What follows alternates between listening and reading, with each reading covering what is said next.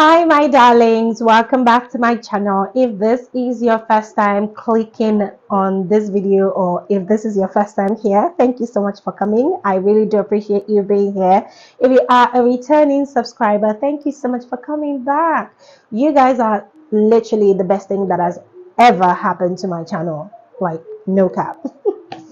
Well, in the spirit of the Valentine's season, it's February, it's the month of love. Everybody is doing lovey-dovey things. But in the spirit of Valentine's season, I want to take a moment to talk to you guys about 5 popular misconceptions about love in a relationship.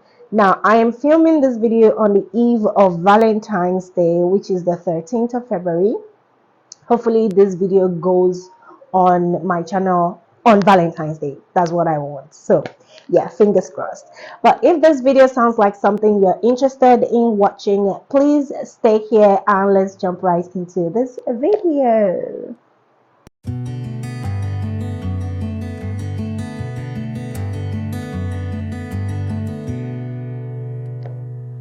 So before I go further in this video, quick disclaimer. I am not a relationship expert. I am not licensed to give relationship advice. So please don't say, oh, Olutayo asked you to do this. Olutayo said this. I am simply just sharing what I have learned to be true over time. And I think it could help you too, especially in this day and age. Like, this type of conversation is highly necessary. So without any further ado, let's go right into those misconceptions. So the first misconception about love is enough. I laugh. I really do laugh when people say, oh, in a relationship, I think it just takes love. The truth is, it does not just take love. There are a whole lot of other things involved in making your relationship a successful one. How about you being the best version of yourself? Have you considered that? Being in a state where you know that you are emotionally, mentally, financially, psychologically matured enough to handle another person. Love sometimes is not enough. I mean, Adekunle Gold sang it in a song. Love is not enough. Pardon me for laughing, but love is important. But when it comes to, bringing that relationship to a point where you guys are sitting down and discussing marriage, love is not enough. And of course, money is equally important in a relationship, in making it successful. I said what I said. Now let's move on to misconception number 2, which is a relationship should be 50-50. Excuse me, are you playing? What type of playing is that? They play. Just they play. Most people believe that in a relationship, it is the equal amount of what I give, I should get. It doesn't work like that, darlings. Like, especially in this day and age, you all know what is going on in the country right now. Even aside that, relationship is not 50-50. Rather, it is 100-100. You bring your whole self into the relationship, and the other person also brings their whole self into the relationship. That is only when the relationship can thrive. If you're saying, okay, I give you gifts, you must give it back. I give you boxers, you must give it back. I give you red roses, you must reciprocate. Come on, it doesn't work like that. If you consider a relationship to be 100-100, then there won't be need for unnecessary petty fights. It will save you a whole lot of stress, a whole lot of headache, if you can reprogram your mind that a relationship is not 50-50, but 100-100. Each partner must contribute their whole self to make it work. Moving on to misconception number 3. Being in love means I will never ever be lonely. See it? The kind of loneliness that will hit you. It will shock you like transformer. Being in love does not totally drive away loneliness.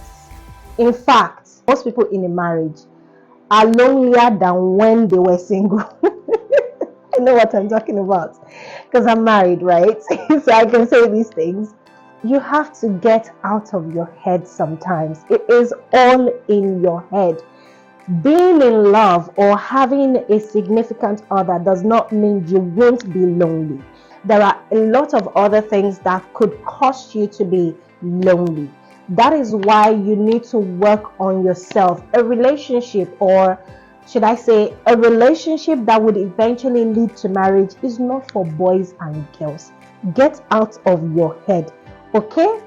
Because if you think that being in love is suddenly going to like sweep away all of your problems, all of your life problems, you are just living in wonderland. You're living in wonderland, and you really need to wake up, because that is a dream. Even your life outside of that relationship, like there are a lot of other things that could cause you to wallow in, this mental space whereby you don't feel like yourself. Relationship cannot take you out of that. Prayer can take you out of that, but relationship does not take you out of loneliness. Or being in love does not mean that you won't ever feel lonely. Misconception number 4: love means giving.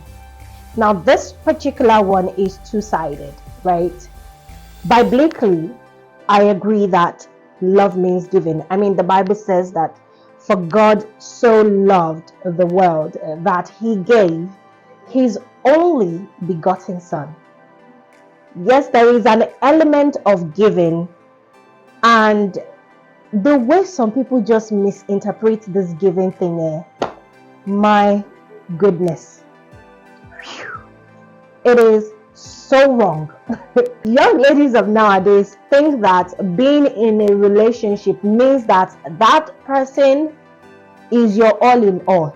The person is your father, the person is your mother, the person is your big uncle, big rich uncle, just dashing you things here and there. Darlings, it does not work like that though. I would say that giving is a show of love. Giving is an act of love, but giving does not mean love. That is how some people's boyfriends will beat them today and buy them the most expensive bag tomorrow, and when they talk to their friends, they'll be like, he loves me. You will die untimely. You can buy something or gift someone to someone you don't even like, someone you don't even know. Vice versa, your girlfriend is disgracing you in public today and is buying you the latest PS tomorrow. Excuse me, that does not mean love. Love does not mean giving. All right, let's go to misconception number 5, which is my last one for today. And that misconception is love is an emotion. I would say, in my own definition, that love is an intentional and a constant act of choosing. I'll say that again. Love is an intentional and a constant act of choosing. Biblically, love is a person, because in 1 John chapter 4 verse 8, the Bible says that he that loveth not knoweth not God, for God is love. So if God is love, that means love is a person. Love is a human figure. Love is not an emotion. It is not the butterflies in your tummy. It is not that mushy feeling when your significant other says something nice to you. Now, some people will say that there are 7 types of love, but I'm going to mention like the 4 major ones.